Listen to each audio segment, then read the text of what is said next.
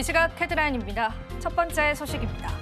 법원이 윤석열 대통령 측이 청구한 체포 적부심에 대해서 기각 결정을 내리면서 고위공직자 범죄수사처가 금명간 윤 대통령에 대한 구속영장을 청구할 것으로 전망됩니다.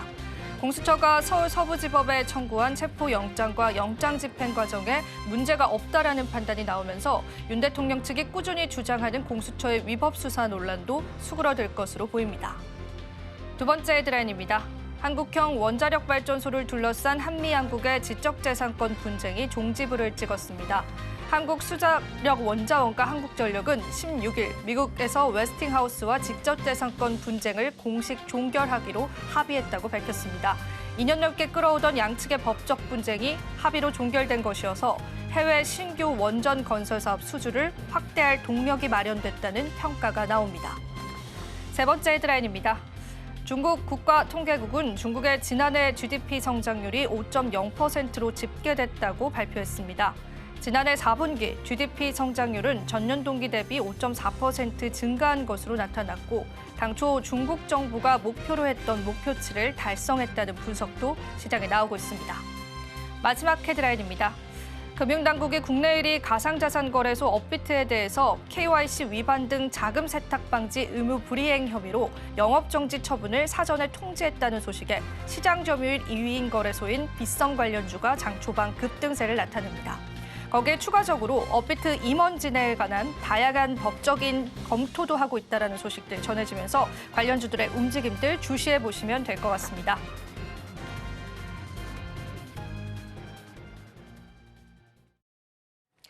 시청자 여러분 안녕하세요. 마켓 쇼쇼쇼 진행을 맡은 이지영입니다. 자, 오늘 우리 국내 증시는 다소 쉬어가는 분위기가 연출되고 있죠. 이거래 연속 순매수세를 보여왔었던 외국인의 매도 물량도 현재는 포착되고 있는 시점이고요. 시가총액 상위 종목군들은 어제와는 다른 움직임들 보여주고 있습니다. 사실 뉴욕 증시에서도요. 트럼프 행정부를 앞두고서 관망 심리들이 계속 보여지기도 했었는데요. 계속되는 글로벌 증시의 불확실성들 오늘 시장에서는 특히나 대두되는 모습까지도 확인되고 있습니다. 자, 그렇다면 우리가 또 다른 새로운 전략들이 필요할 것 같습니다. 오늘도 저희가 여러분들과 함께 다양한 전략들 함께 해드리겠습니다. 오늘 첫 번째 소식부터 소개해드리도록 할게요. 오늘의 첫 번째 코너는 글로원 파트너스의 이성웅 이사님께서 함께 해주실 예정이고요. 또 시장을 보는 색다른 시각들 여러분들과 함께 해주실 예정이니까 많이 시청해주시면 감사하겠습니다. 자, 저희 방송 유튜브 톡에서도 시청하실 수가 있죠. 소통과 참여 다시 한 번 더 부탁드리고요. 저희 방송에서 제공해드리는 정보는 투자 판단에 대한 조언일 뿐입니다. 가치 판단과 상승 하락을 보장하고 있진 않다는 점 다시 한번 유의 부탁드리겠습니다. 자, 그럼 마감 시장까지 그리고 그 이후의 시장까지도 저희와 함께 전략들 챙겨가 보시죠. 마켓 쇼쇼쇼 본격적으로 출발하겠습니다.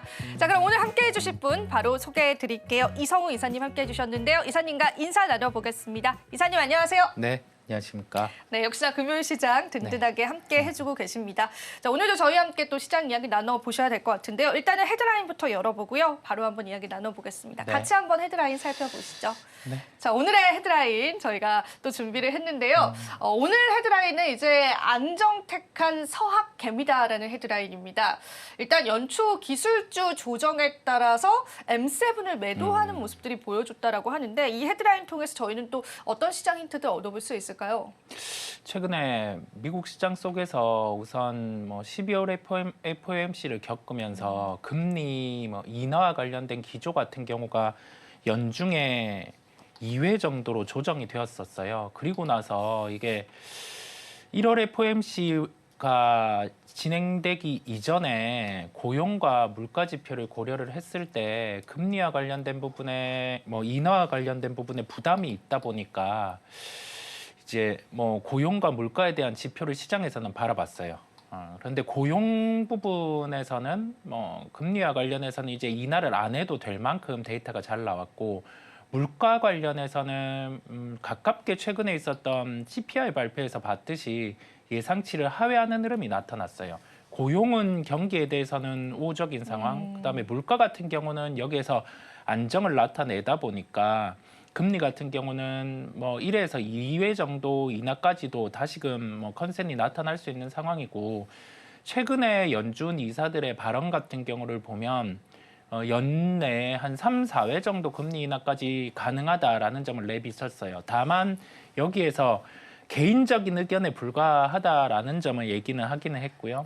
거기 그쵸. 더해져서 뭐 데이터 같은 경우를 봤을 때 데이터 의존적으로 한번 검토를 해보겠다라는 점은 내비쳤어요. 그렇다 보니 지금 벌어진 상황 같은 경우는 뭐 금리와 관련해서는 좀 부담이 있는 상황에서 다시금 좀 무뎌지는 상황이다 보니까 M7과 관련된 종목을 개인 투자자분들께서는 많이 매도를 했죠. 뭐 많이 매도를 한 상황이고 그러면서 매수를 한 상위 종목을 보면 지금 딱 나옵니다. 네, 네. 한번 바뀌었네요, 네, 확실히. 그죠. 근데 테슬라는 부동의 1위를 차지하고 있습니다. 네, 뭐 테슬라의 네. 선택 같은 경우는 잘 한 것 같아요. 뭐 주가가 떠 있기는 하지만은 여기에서 변동성이 커질 수 있기는 하지만 미국 시장 속에서 핵심이 될 수 있다 보니까 뭐 매수에 대한 부분은 동의를 할 수가 있고요. 그다음에 역시 레버리지에 대해서 상당히 좀 원활하게 사용을 하다 보니까 뭐 테슬라 2배 ETF 같은 경우도 좀 매수를 한 상황이에요. 그다음에 3위에서 5위 같은 경우를 보면 조금 특이하죠. 단기채 ETF 같은 경우를 매수를 했어요. 이 부분도 충분히 좀 매수를 할 만한, 매수를 할 만한 요인이 있어요. 네. 왜냐하면 국채 금리 같은 경우가 올라갔었다 보니까 그렇죠. 금리가 올라가면 국채 가격은 하락을 하는데 4.8%까지 금리가 올라갔었죠. 그 와중에 지금은 4.6%까지 하락한 상황이다 보니 저가 매수한 거죠? 4.8%에서 매수를 했다라고 하면 차익을 보고 있는 상황입니다. 뭐 나머지 QQQ ETF 같은 경우도 뭐 약간은 할 수 있다라고 해두고요. 뭐 회사채 ETF는 긍정. 그다음에 커버드 콜 월배당 ETF 같은 경우는 배당 측면에서 하나의 좀 해지 형태를 가진 ETF다 보니까 접근을 잘 한 것 같아요. 그런데 그 속에서 자금에 대한 변화 같은 경우는 지금 우리가 화면에서 볼 수도 있듯이 뭐 코덱스 머니마켓 액티브, 뭐 라이즈 머니마켓 액티브 이런 쪽으로 좀 매수를 많이 했어요. 약간 채권 형태의 상품 쪽으로 수급이 좀 들어간 상황이거든요. 일단은 MMF 자체를 좀 생소해하시는 분들이 많으실 것 같아요. 네. 그래서 지금 저희가 설명을 할 이 MMF가 어떤 건지 한번 좀 짚어주실 수 있을까요, 이사님? 이게 머니마켓 펀드라고 일컬어집니다. 보통 우리가 예금 같은 경우는 여기에서 우리가 보통 예금을 넣었을 때는 이자 같은 경우가 책정이 되는데 이게 은행 이자라고 하죠. 그 은행 이자 기준으로 약간의 금리가 더 높은 상품이에요. 머니마켓 펀드는 채권, 국공채라든지 조금은 리스크가 있는 채권 같은 경우로 같이 조합을 하면서 은행의 이자보다는 조금 더 높은 이자를 수취할 수 있게 하는 구조입니다. 시장에 뭐 머니마켓 펀드 쪽으로 자금이 몰렸다는 의미는 약간의 시장의 변동성 같은 경우를 회피하려고 하는 그런 성향이 나타났다라고 볼 수가 있고요. 이런 선택 같은 경우는 어찌 보면 나쁘지 않은 선택입니다. 1월장이 변동성이 컸다 보니까 그런 선택을 충분히 할 수 있다라는 생각이 들고요. 변동성에 따라서 예탁금은 좀 줄고 있는 상황인데 이 부분은 50조 이상 유지된다라고 하면 뭐 그 부분은 크게 부담이 없다 보니까 여기에 대해서 금액이 줄어든다라고 해서 크게 뭐 신경 쓸 부분은 아님을 말씀드릴 수가 있겠습니다. 그러면은 궁금한 게 이 단기채로 이동을 하는 이유가 뭘까요? 그 알고리즘이 뭘까요? 단기채로 이동을 하는 이유는 시장의 대기 자금이라고 보시면 될 것 같아요. 그래요. 예, 뭐 주식 매매 같은 경우를 직접적으로 지금 하기에는 부담이 있다 보니 좀 단기채로 다 몰렸다가 그리고 나서 다시 뭐 시장이 원활해진다라고 인식을 하면 유입될 수 있는 하나의 뭐 대기 자금이라고 보시면 돼요. 그러면 우리가 쭉 서학개미의 어떤 바뀐 동향들을 봤잖아요. 이걸 우리가 지금 시청하시는 개인 투자자분들도 같이 올라탈 만하다라고 보실까요? 이러한 길과 같이 동행해도 괜찮을까요? ETF를 활용하는 부분은 괜찮다라는 생각은 듭니다. 다만 우리가 생각할 점은 채권 ETF에 대해서 접근을 한다라는 거는 타이밍을 잡는 거다 보니까 난이도가 높아요. 있어요? 네, 난이도가 높죠. 왜냐하면 금리에 대해서 이걸 좀 맞춰야 한다라는 개념. 그다음에 이를 통해서 자금 방향성을 통해 좀 이익을 보는 거죠. 아까 보면 단기채 ETF를 매수를 했잖아요. 뭐 장기채 측면에서 접근을 했다라고 하면 이거는 시계열을 좀 늘려서 볼 텐데 단기채 측면에서 했다 보니 뭐 그에 그만한 이유가 있었겠지만 채권 ETF보다는 아직 시장 같은 경우가 뭐 추세가 살아 있는 시장이다 보니까 주식 부분을 활용하는 게 개인적으로는 더 낫다라는 말씀을 드리고 싶습니다. 오히려 주식을 좀 잘 활용하는 관점에서 우리가 한번 또 서학개미 흐름들 그리고 ETF 흐름들 한번 살펴봤습니다. 자, 정리를 한번 해보고요. 이어지는 헤드라인도 살펴보면서 시장 이야기 계속 나눠보겠습니다. 오늘 두 번째 헤드라인 바로 한번 열어보도록 할게요. 두 번째 헤드라인은 이제 코스닥의 시간이 먼저 온다. 네. 사실 이제 연초 상승폭이 좋았습니다. 네. 우리가 우려했던 거와는 좀 다르게요. 자, 이 헤드라인은 우리 시장에서 또 어떻게 풀어볼까요, 이사님? 이게 평균 회귀라는 통계 부분을 대입을 했더라고요. 이 네. 내용을 보면 보통 조정이 나오고 우리가 피보나치 수열 부분을 대입을 해보면 뭐 30% 중반, 60% 초반, 그 다음에 그 이상 이런 식으로 나타날 수 있는데 급락이 나오고 나서 중간값을 벗어나는 통계 흐름, 그 다음에 그 외에 뭐 양극단을 벗어나는 흐름, 그 중에서 중간값을 벗어나는 흐름이 나타나면 회귀를 하려고 하는 평균 특성이 있다 보니까 30% 중반까지는 되돌림이 나올 수 있다라는 논리입니다. 그렇다 보니까 코스닥 같은 경우는 뭐 평균 한 30%를 되돌린다라고 하면은 한 800선 정도까지는 이론적으로 반등이 가능한 거겠죠. 그렇다 보니 지금 지수가 722 정도 되다 보니 평균을 대입해 보면 80포인트 정도는 반등이 가능하지 않을까라는 게 논리고요. 그러면 이 지수 반등 속에서 이론적인 면을 보자면 시가총액 상위주 같은 경우를 통해서 지수를 올리는 경우가 많은데 그게 아니라 되려 중소형주 같은 경우가 강할 수 있음을 열어둔 내용이라고 하겠습니다. 그러면은 이렇게 시장의 투심을 끌어올렸던 모멘텀이 무엇인지도 궁금하고요. 실제로 이제 코스닥 지수에서 어떤 분류의 또 투자처들이 많이 매수를 했는지도 좀 궁금해서 그것도 좀 풀어주실 수 있을까요? 우리가 1월 효과라고 합니다. 보통 1월은 작년에는 뭐 기관 투자자 같은 경우도 그렇고 외국인 투자자 같은 경우도 그렇고 신흥국단에서 또는 뭐 우리나라를 운영하는 주체 같은 경우는 주식을 줄여요. 줄였다가 다시 1월에 좀 편입하는 경우가 있다 보니까 수급에 대한 부분에 긍정적인 게 나타난 게 한 부분이라고 할 수가 있고요.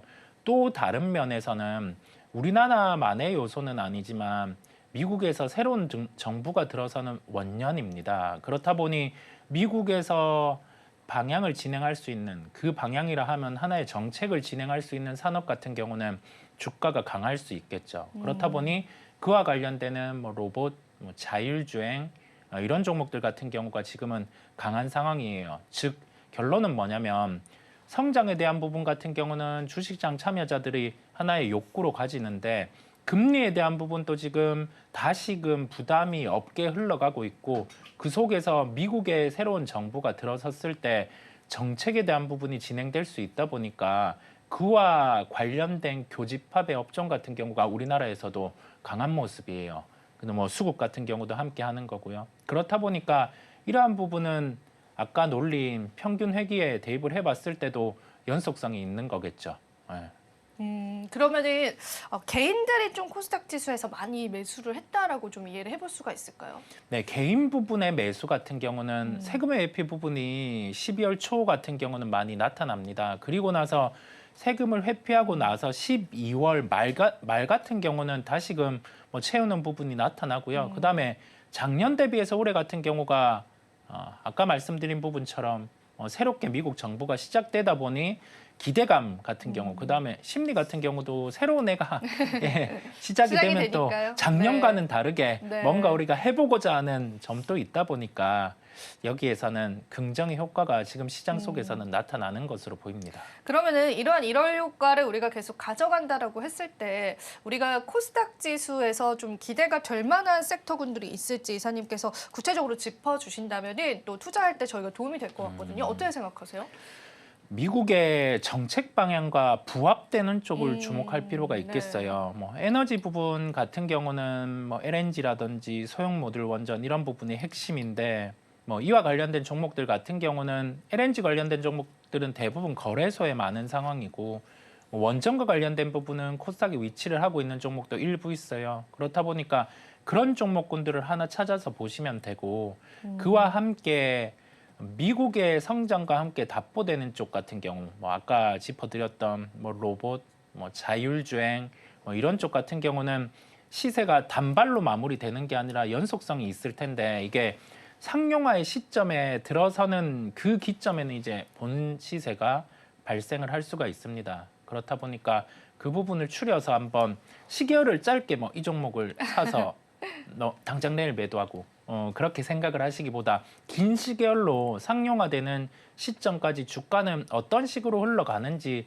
보는 것도 하나의 관전 포인트임을 말씀드립니다. 다 이렇게 많이 짚어주셨는데 네. 그래도 이사님이 네. 좀 유망하게 보는 하나의 섹터가 있다면 지금 뭐 바이오도 나왔고 원전도 나왔고 뭐 여러 가지 나왔지만 네. 하나만 좀 짚어주신다면 어떤 게 좋을까요? 가장 유망한 쪽은 원전 쪽으로 원전 쪽으로 보고 있습니다. 이게 정말로요? 우리나라는 조금 결이 다르게 흘러갈 수는 있겠죠. 정치적인 문제가 대입이 되어 있다 보니까 여야에서 공통 합의가 이루어지지 않으면은 글로벌 시장보다는 톤이 약하게 진행이 될 수 있어요. 도태되는 거죠. 네. 우리나라가. 네. 글로벌은 지금 원전이라는 방향을 진행하고 있는데 그래서 좋은 선택이 우리나라에서도 있었으면 좋겠고요. 근데 에너지 패러다임 같은 경우는 단순히 원전을 투자해야 된다라는 점보다 미국과 중국의 에너지 패권 전쟁이라고 할 수가 있습니다.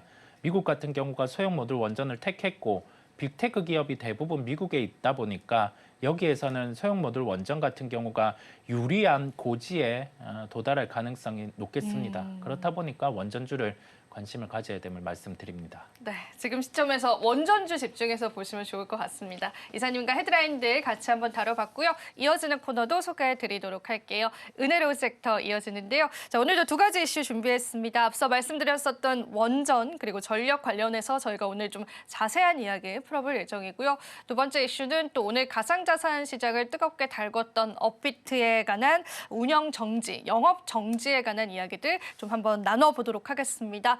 많이들 궁금하실 내용일 것 같습니다. 채널 고정해 주시고요. 저희는 은혜로운 섹터 보고 다시 찾아뵙도록 할게요.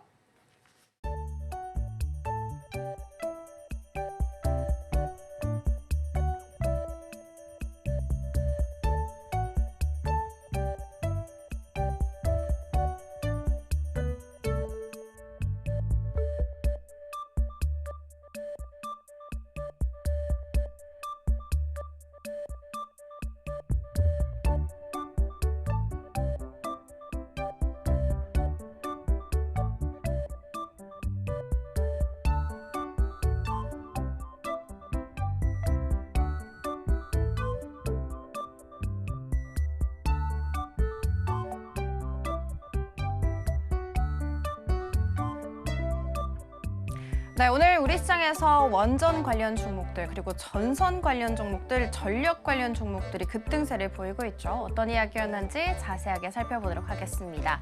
LS 일렉트릭에게 미국의 빅테크 기업들이 러브콜을 막 보내고 있다라는 소식이 어제 시간 외에서 들려왔었죠. 그래서 LS 그룹주 일제히 시간 외에서도 강세를 보인 바가 있었는데 오늘 정규장에서도 강한 상승 탄력 붙고 있다고 합니다.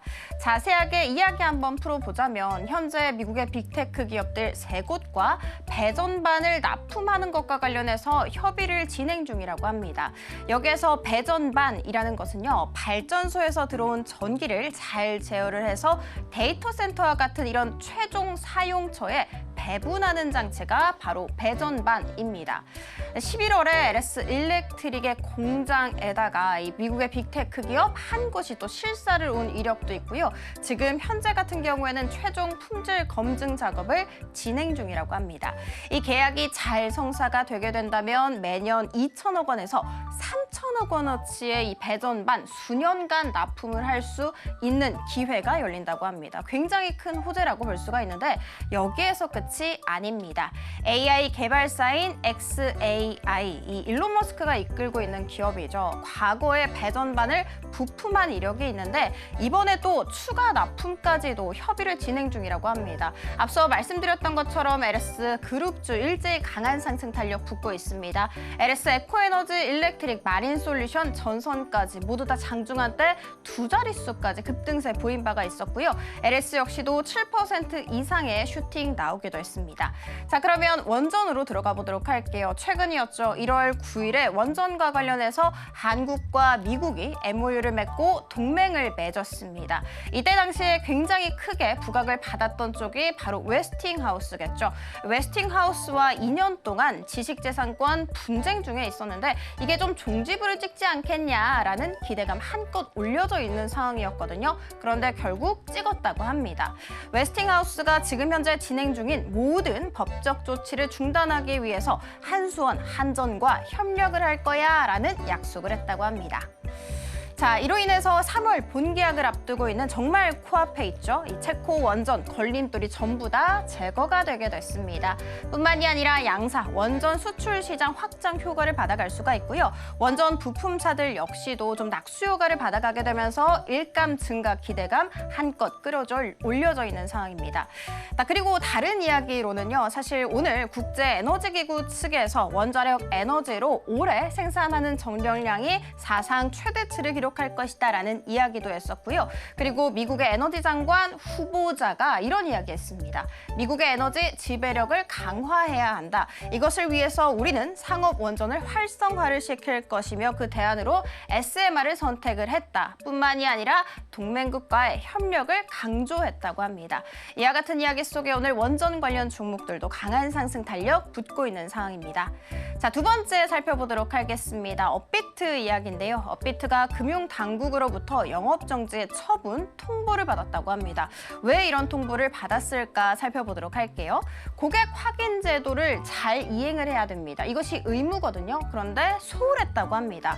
여기에서 고객 확인 제도라는 것은 자금을 세탁하고 테러, 자금 조달 이런 일들을 방지하기 위해서 고객들의 신원을 확인하는 제도가 바로 고객 확인 제도입니다. 그런데 업비트가 제대로 이행하지 않은 사례 무려 70만 건이나 적발됐다고 하죠.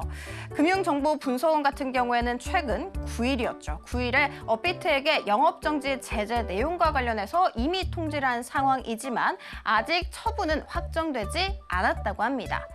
자, 오는 20일까지 업비트는 해명을 해야 되고요. 그리고 21일이 되게 된다면 최종 제재 수위가 확정되게 됩니다. 이 처분이 다 확정이 되게 된다면 최장 6개월까지 신규 가입자와 관련해서 영업이 제한으로 들어오고요.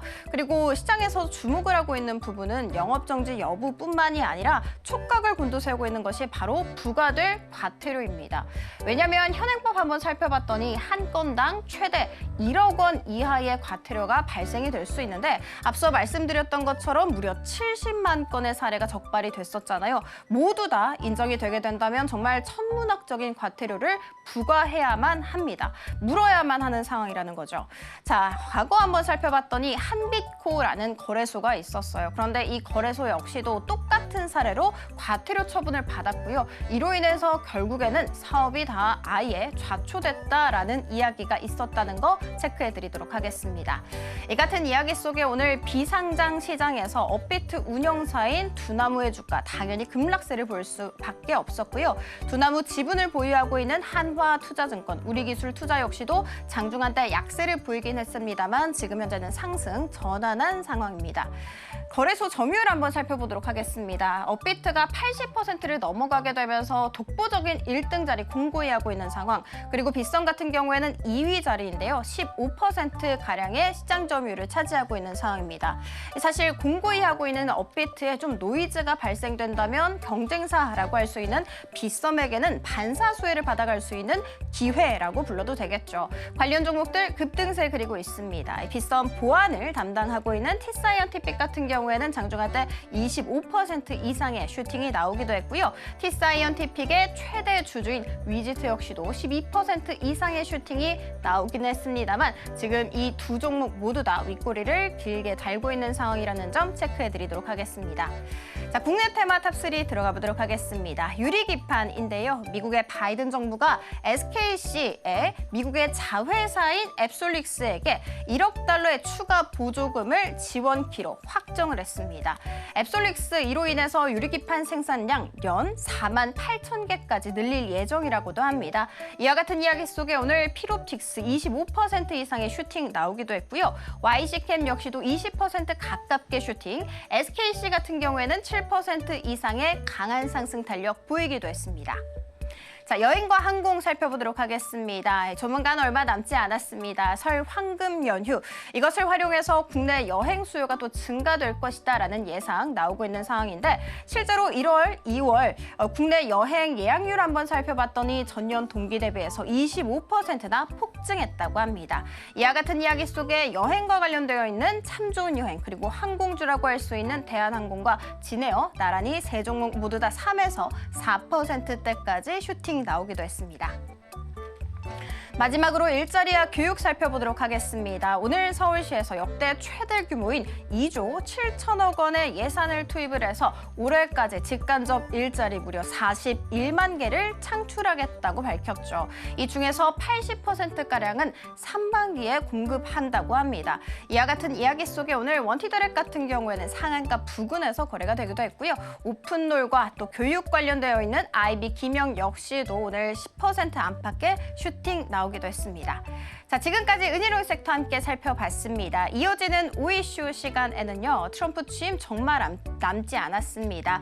2기가 시작될 텐데 우리는 여기에서 어떻게 투자 전략을 잘 짜야 할까 궁금하실 것 같습니다. 자, 그러니까 다음 코너도 기대하쇼쇼쇼.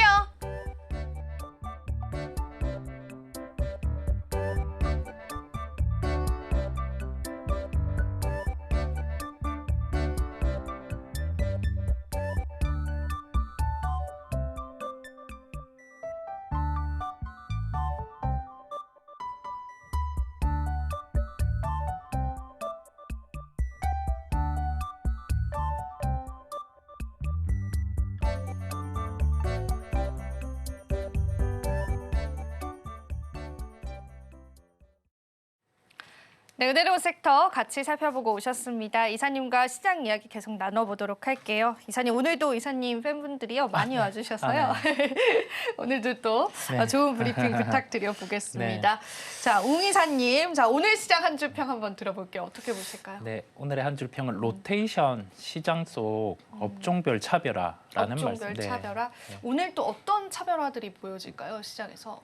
이게 미국 시장에서 먼저 살펴보면 미국 시장에서는 트럼프 당선인이 확정이 된 당시에 빅테크 같은 경우에 업종이 조정이 나오고 다우의 산업재, 유틸리티, 러셀 2000 지수가 강했어요.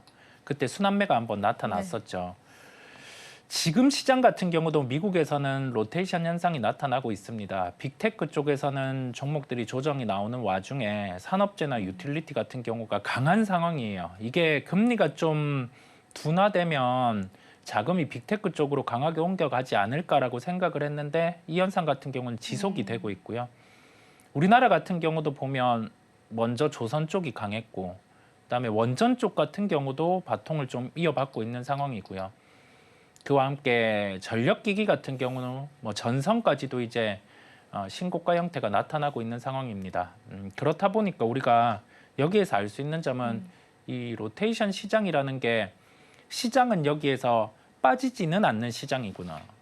그 속에서 먼저 좀 어느 정도 목에 찬 업종 같은 경우는 쉬면서 상대적으로 수혜를 볼 수 있거나 금리 부담이 없는 쪽으로 자금이 옮겨온다라는 걸 볼 수 있습니다. 그러면은 그런 기조들이 또 우리 국내 증시에서도 그대로 반영이 될까요? 미국 증시의 그 동향들이? 네, 지금은 비슷하게 반영이 되고 있는 상황인데 조금 네. 다른 점은 우리나라는 반도체주 같은 경우가 미국 대비해서는 상대적으로 좀 강해요. 이게 그쵸. TSMC 뭐 실적 부분도 있었고 오늘 같은 경우는 워낙 빠져 있는 장비주들이 있었다 보니까 뭐 장비 납품 소식이 나오면 뭐 반응을 하곤 하거든요. 그런 것처럼 반도체는 미국 대비해서 강하고 산업재는 좀 동행하고 있는 그런 특성이 있어요. 그래서 미국 시장의 결과, 우리나라 시장의 결 같은 경우도 동반해서 흘러가고 있음을 생각할 수 있고 여기에서 산업재 같은 경우는 한 번에 사이클이 오면 이게 여기에서 단기로 마무리되는 게 아니라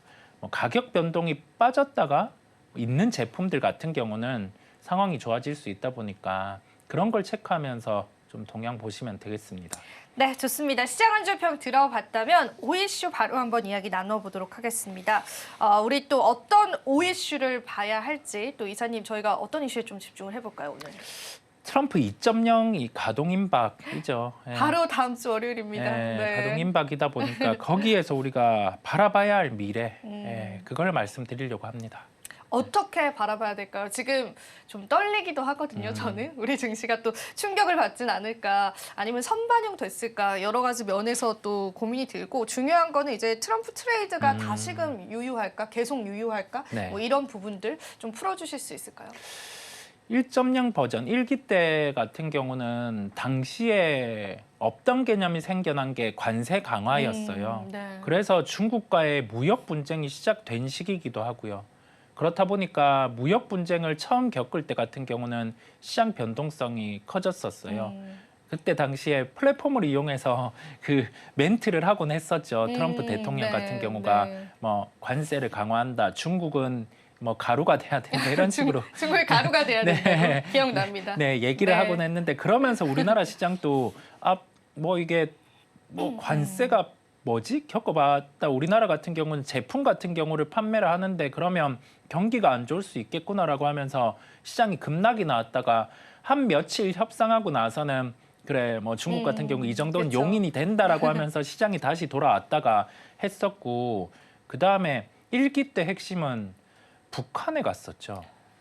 네. 맞아요. 그게 지금도 근데 김정은이랑 친하다고 네. 그리고 본인 화보집에도 김정은이랑 찍은 사진 올려놨거든요. 네. 트럼프가. 그렇죠. 그런 기조 계속 이어질까요? 2.0에서도? 그러면서 1기 때 주도주군이 남북 경협주가 되었었어요. 그러니까 참 그죠. 네, 뭐 현대엘리베이터, 현대건설, 우선주 이런 종목들이 3배에서 5배 정도까지 갔었죠. 그런 것처럼 우리가 여기에서 1기를 통해서 알 수 있는 점은 우선 트럼프 2기 같은 경우는 이번 정권이 마무리되면 노벨상을 노릴 수도 있는 상황이에요.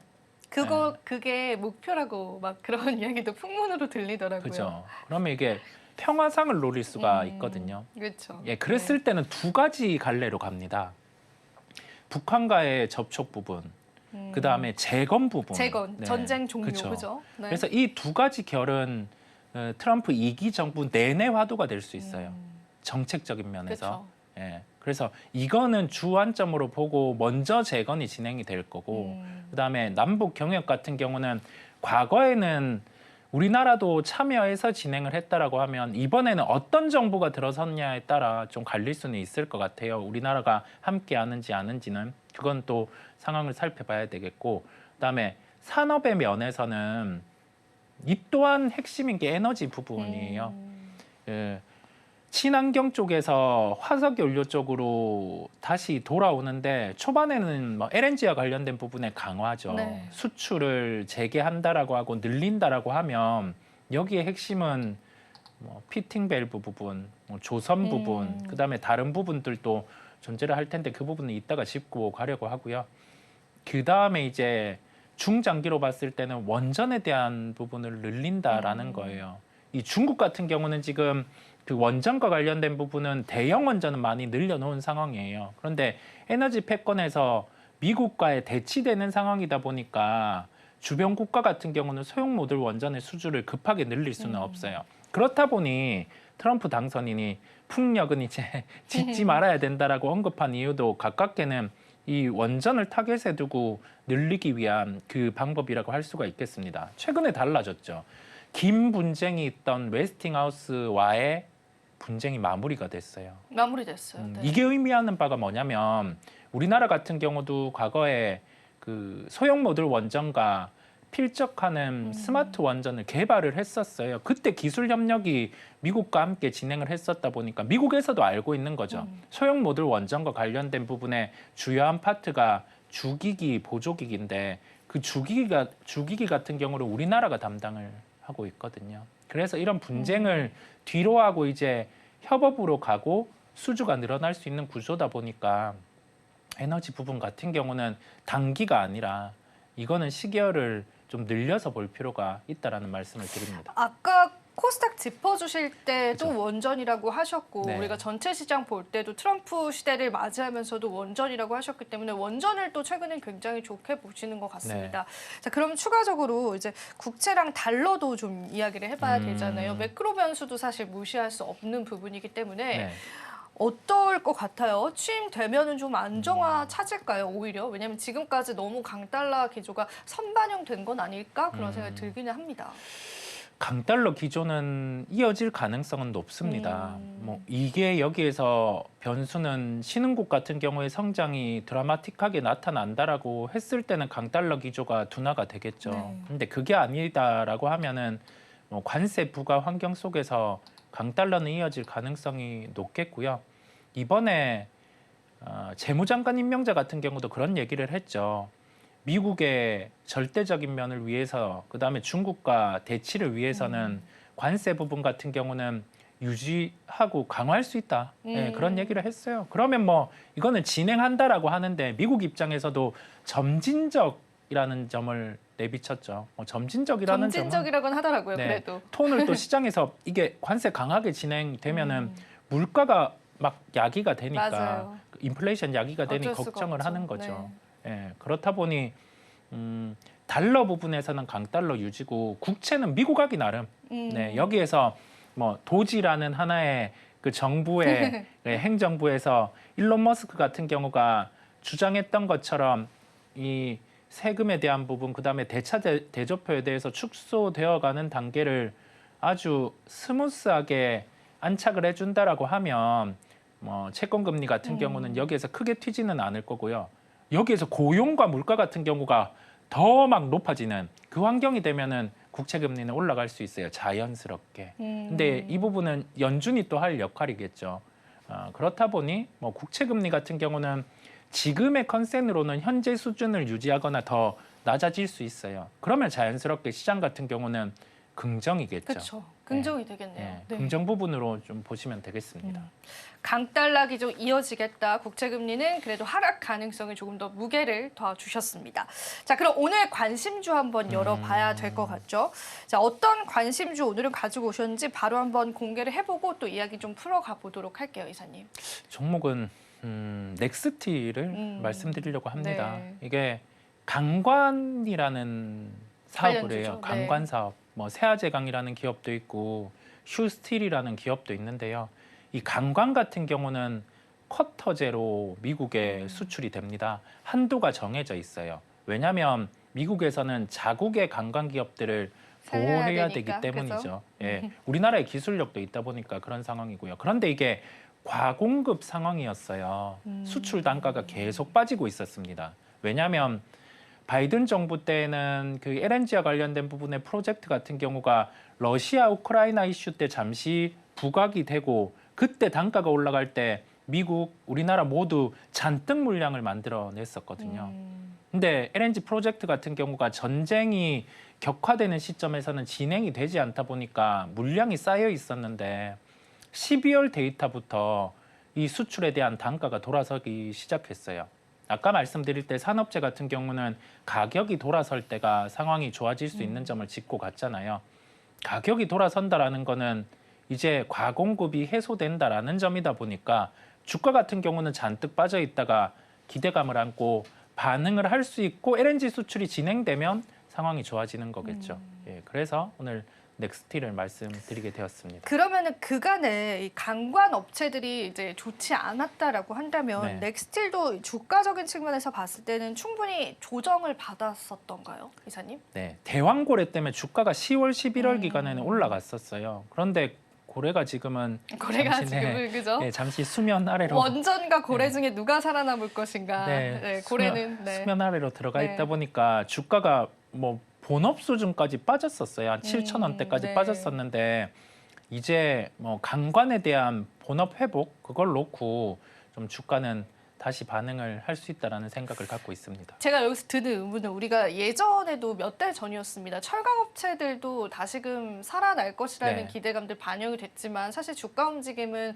좀 미비했었잖아요. 네. 강관도 그런 모습을 보이진 않을까 우려가 되는데 그렇진 않나요? 철강과 강관은 조금 다릅니다. 이게 철강 같은 경우 그다음에 조선에 들어가는 후판 같은 경우는 가격 협상, 그다음에 여기에 더해져서 순수 철강은 중국의 경기에 민감도가 높아요. 맞아요, 예, 맞아요. 그런데 중국은 경기 부양책을 내세웠지만 지표로는 아직 회복을 보이지 않고 있습니다. 없었죠. 맞아요. 예, 그런데 강관은 미국과 연결이 되어 있는 산업이다 보니까 여기에서 과공급에서 주가는 다 빠졌으니 이미 좀 달라지는 상황 보여주면 그다음에 그 단순히 공급의 해소로 주가가 오르면 한계가 있는데 트럼프 정부가 들어서면 한다고 한 게 LNG 프로젝트 재개다 보니까 강관에 대한 수요 회복까지 나올 수 있는 거죠. 항상 앞서가시기 때문에 이번에도 기대가 좀 되긴 하는데요. 네. 자, 그럼 목표가 좀 들어보고요. 가격 전략 좀 잡아주실 수 있을까요? 오늘 주가가 7% 정도 오르기는 했어요. 단기적으로는 조금 급하게 오른 점은 있지만 여기에서 만약에 뭐 9,000원대 이런 가격대를 넘어준다라고 하면 한 11,000원 이런 가격대까지도 가능함에 따라서 지금은 뭐 단기로 올랐으니 상황 이번 주 다음 주 한번 보고요. 보자 일단은. 상황 좀 보면서 뭐 가격 조정이 8,000원대 이렇게 나와주면 그때는 부담 없이 또 접근이 가능하겠습니다. 그럼 목표가는 예. 어느 정도까지 좀 보실까요? 이사님? 목표가 뭐 만 원에서 11,000원 정도. 11,000원 네, 정도? 우선 뭐 그 네. 정도 하고 뭐 이게 수요 회복 나타나면 그 이상 또 갈 수 있다 보니까 과정에서 이 가격들이 어떻게 가는지 살펴보고 기록해 놓으면 다음에 또 다른 데 적용할 수 있고 하다 보니 그렇게 보시면 되겠습니다. 네, 그렇습니다. 저희가 목표가까지도 체크를 해봤고요. 여러분들 한번 관광 업체에 관해서 한번 살펴보시면 좋지 않을까 싶습니다. 자, 오늘도 도움 말씀 주신 이사님과 인사 나눠볼게요. 이사님 오늘도 도움 말씀 고맙습니다. 네, 감사합니다.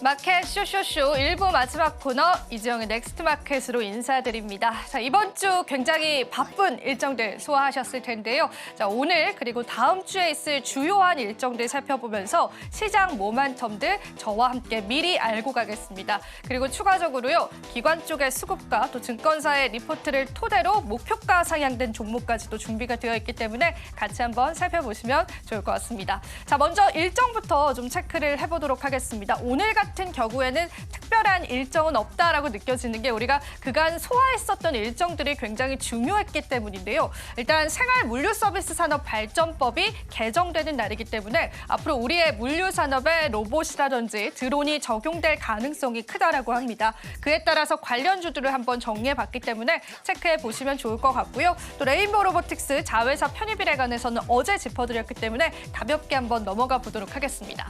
자, 틱톡 금지법에 따라서 모비데이즈 같은 종목군들이 크게 급등이 나와줬었잖아요. 실제로 저희가 넥스트마켓을 통해서 미리 짚어드린 바가 있었었는데 일단 1월 19일 일요일 날 이제 본격적으로 틱톡 금지가 시행이 될 예정입니다.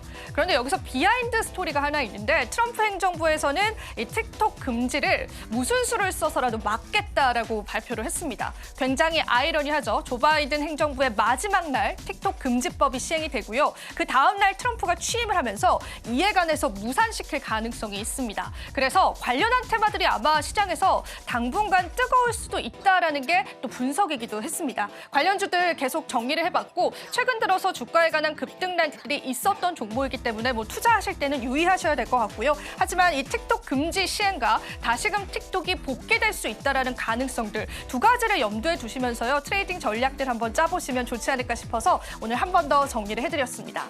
자, 그리고 이 1월 20일 드디어 트럼프 2.0이 시작이 됩니다. 트럼프 행정부가 들어서게 되면서 우리 시장의 리스크들 많이들 걱정하셨을 것 같습니다. 제가 증권사의 다양한 리포트들을 같이 한번 살펴보면서 통합적인 결론을 좀 내봤는데요. 일단 취임 첫날 100건 이상의 행정명령을 내겠다라고 트럼프 본인이 이미 본인의 입으로 발언한 바가 있었죠. 하지만 실질적으로 행정명령이다라고 한다면 또 주가에 영향을 주는 그런 명령들보다는요. 이민자 추방이라든지 석유 시추 그리고 성정책과 같은 미국 내에 있는 다양한 문제들을 거론할 가능성이 크다라고 합니다. 그리고 우리가 우려하는 관세에 관해서는요. 점진적으로 도입할 예정이다라는 정보가 유출되기도 했습니다. 월가에서 이러한 유출 정보들이 또 뜨겁게 다뤄지기도 했었고요. IRA 법안에 관해서는 언급이 없습니다. 그렇기 때문에 IRA 법안에 관한 리스크들을 걱정하셨던 분들께서는 시장 상황들을 잘 살펴보셔야 될 것 같습니다. 결론적으로 말씀드리자면 지금까지의 트럼프 리스크들은 글로벌 시장이 이미 반영이 됐다라고 보는 시각들이 있었습니다. 그래서 오히려 취임 이후에 안도 심리가 반영이 되면서 전반적인 글로벌 증시가 좋을 것이다라고 예상을 하고 있습니다.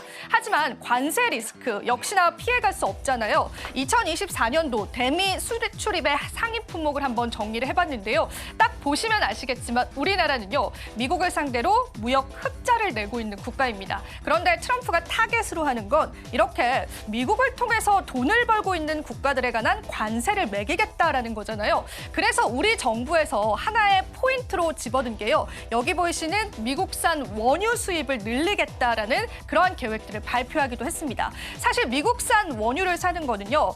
좋지 않습니다. 가성비적으로는 좋지 않지만 계속 미국산 원유 수입량을 늘리면서 전반적인 무역 수치에 관한 밸런스를 조정할 것으로 보여집니다. 그렇기 때문에 만약에 원유 수출을 계속하게 된다면 이러한 자동차라든지 차량용 부품 그리고 기타 다른 수출 품목들에 관한 관세는 어느 정도 무마될 수 있을 것이다라고 보는 시선들이 있었습니다. 증권가에서는요. 이미 자동차 관련주들, 수출 관련주들도 어느 정도의 리스크들을 반영한 가격대이기 때문에 앞으로의 상황들을 지켜봐야겠지만 더 추가적인 리스크는 없을 것이다라고 보고 있기 때문에요. 우려가 많으셨던 분들께서는 계속해서 관련한 자료들을 살펴보시면 좋지 않을까 싶어서 오늘 한번 트럼프 2.0을 맞이해서 내용들을 한번 더 정리를 해봤습니다. 자, 그렇다면 이제 수급적으로 시장 한번 체크를 해보겠습니다. 최근에 연기금 쪽에 관한 매수세가 폭발적으로 증가하고 있다는 소식들이 전해졌는데요. 한 달 새 1조 9천억 원을 풀어버린 연기금이다라는 헤드라인이 좀 눈에 띄었습니다. 연기금이 코스피 시장에 관한 순매수 추이를 어제장까지 반영한 그런 그래프다라고 보시면 되는데요. 실질적으로 연기금 같은 경우에는 우리가 잘 알고 있는 국민연금이다라고 할 수 있죠. 전체 기간을 놓고 봤을 때는 순매도를 보여왔는데 연기금, 그러니까 국민연금은 계속해서 국내 주식의 매입을 늘리고 있다는 분석들 나왔습니다. 저평가 종목을 주로 베팅하고 있는 것으로 알려져 있고요. 특히나 삼성전자 가장 많이 매수했습니다. 하이닉스와 삼성전기 그리고 기아차와 같이 비교적 저평가된 종목군들에 관해서 계속되는 매집 물량 보이고 있다라고 보시면 되고요. 같은 기간 외국인은 매도를 보여줬습니다. 그리고 개인 같은 경우에도 소폭의 매수세에 그쳤다라고 보시면 되겠습니다.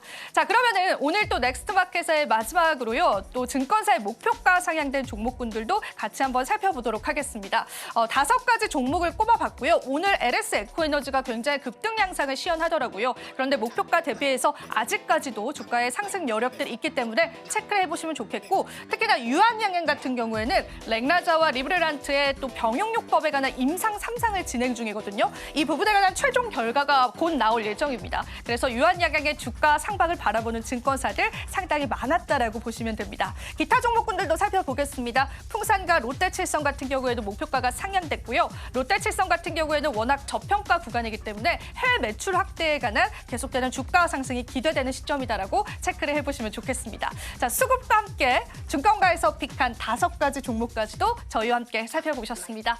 자, 그렇다면 이제는 암호화폐 시장으로 한번 넘어가 볼까요? 코인 시장은 어떤 흐름들 보여줬는지 저와 함께 하나하나 이슈들 체크해 보도록 하겠습니다. 자, 암호화폐 시장은요. 간밤에 이런 이슈가 뜨거웠습니다. 있습니다.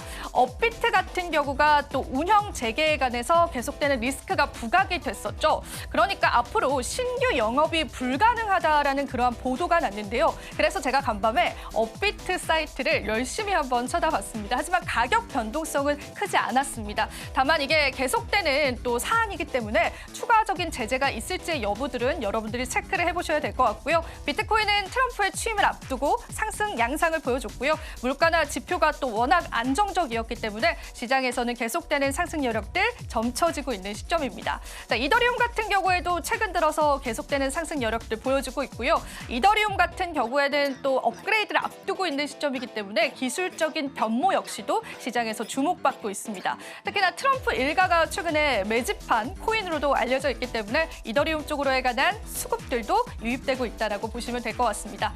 리플코인 같은 경우에도 SEC와의 소송 과정 속에서 잡음들이 좀 있긴 했었지만 그래도 가격적으로는 탄탄하게 받쳐주고 있는 모습이고요. 시가총액상으로도 또 테더코인을 앞지르는 모습까지도 확인되고 있기 때문에 이 부분에 관한 시장의 다양한 방향성들 여러분들 체크해 보시면 좋지 않을까 싶습니다. 전반적으로 가상자산 시장도 좋은 흐름들 이어졌다고 보시면 되겠습니다. 자, 이렇게 해서 저와 함께 또 마켓 쇼쇼쇼 일부 함께 하셨고요. 저희 방송에서 제공해드리는 정보는 투자 판단에 대한 조언일 뿐입니다. 가치 판단과 상승 하락 보장하고 있진 않다는 점 다시 한번 유의 부탁드리겠습니다. 저희는 잠시 뒤 2부에서 또 오후장 전략대 이어가도록 할게요. 오늘도 시청해주신 여러분 고맙습니다.